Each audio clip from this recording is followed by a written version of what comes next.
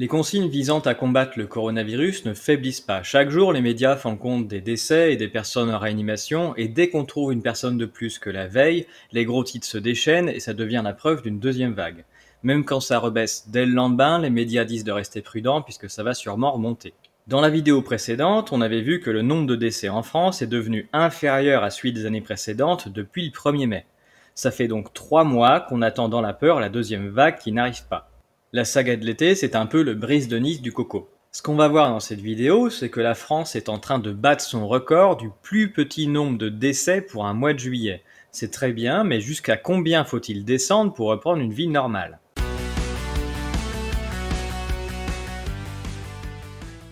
Sur le site de l'INSEE, on peut voir l'outil interactif de la pyramide des âges française qui évolue entre 1991 et 2019.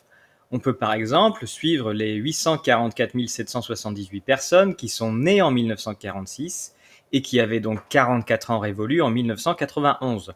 Ce pic de personnes forme la première génération du baby-boom, provenant de ce pic de naissance qui a eu lieu juste après la Deuxième Guerre mondiale et donc qui sont nées juste après 1945. Fatalement, ces personnes très nombreuses vont vieillir et finir par décéder. Comme elles sont beaucoup plus nombreuses que les personnes nées avant 1945, il y a forcément un moment où le nombre de décès va augmenter.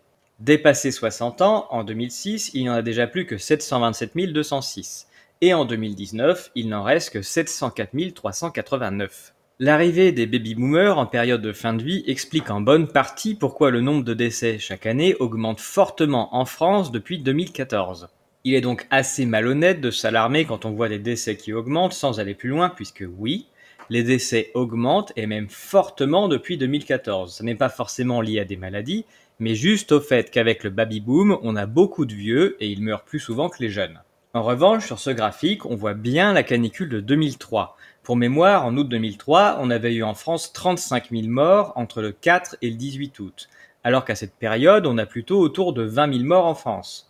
Par rapport aux autres années, sur le graphique, tout se passe comme si étaient décédées en août 2003 des personnes qui devaient plutôt décéder en 2004 ou un peu après. Au plus fort de la période de coronavirus, on a eu en mars 36 000 morts en France en 14 jours, pour 22 000 d'habitude à la même période. On est dans le même ordre de grandeur, mais sachant qu'il va décéder en 2020 environ 50 000 personnes de plus qu'en 2003 à cause de l'effet baby-boom.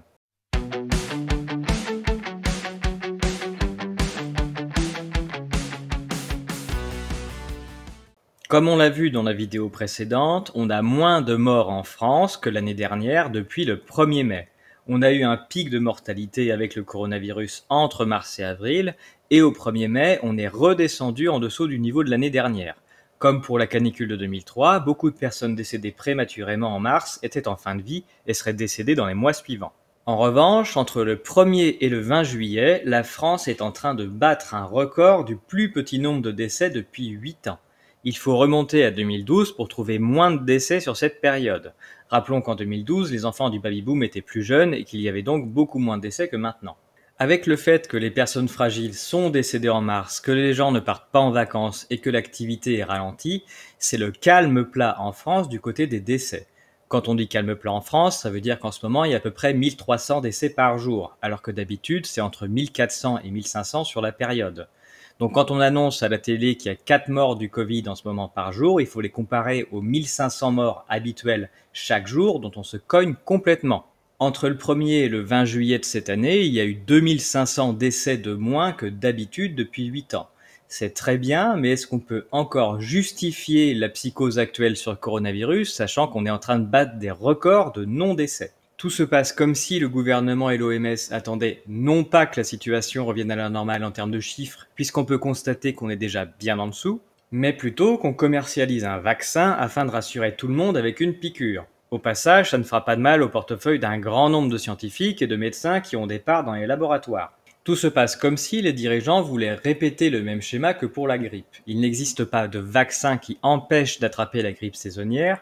Chaque année, l'OMS fait des préconisations pour faire une mixture qui contient 3 ou 4 souches différentes de grippe, qui sont ensuite inoculées notamment aux personnes âgées en leur disant qu'il s'agit d'un vaccin contre la grippe saisonnière. Chaque année, en période grippale, en France, on constate une surmortalité de 10 000 à 20 000 personnes sans que personne ne tire la sonnette d'alarme puisque tout le monde est rassuré grâce à ce soi-disant vaccin.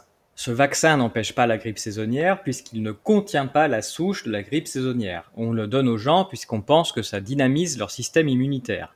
On pense donc qu'en donnant des marqueurs de maladies qui ressemblent à la grippe saisonnière, on va dynamiser les défenses immunitaires des gens pour les aider à combattre le virus de la grippe. Cependant, depuis 3 mois, le gouvernement entretient la peur en faisant porter des masques à tout le monde et en demandant d'utiliser du gel hydroalcoolique 100 fois par jour. Le moins qu'on puisse dire, c'est que depuis 3 mois, on n'entretient pas du tout notre système immunitaire. On fait donc exactement le contraire de ce qui est préconisé pour la grippe par exemple. La population est maintenue dans un état de peur, et en cette période où on bat des records de baisse de mortalité, on n'en profite pas du tout pour entretenir les systèmes immunitaires. Et en revanche, cet hiver, quand arrivera de nouveau la grippe ou un nouveau coronavirus, il faudra s'inoculer des vaccins pour regonfler nos systèmes immunitaires qu'on aura bien fait baisser tout l'été.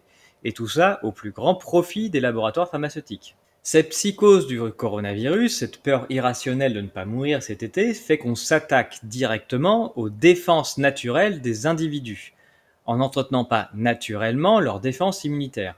Et ça nous obligera à payer rubis sur l'ongle des laboratoires pharmaceutiques pour qu'ils nous trouvent une piqûre miracle, pour rebooster nos défenses immunitaires pour qu'on soit de nouveau capable de se défendre contre une grippe ou un coronavirus. La peur aura permis de rendre dépendante toute la population aux produits pharmaceutiques. Entretenir médiatiquement la peur, ça permet de maintenir en esclavage toute la population.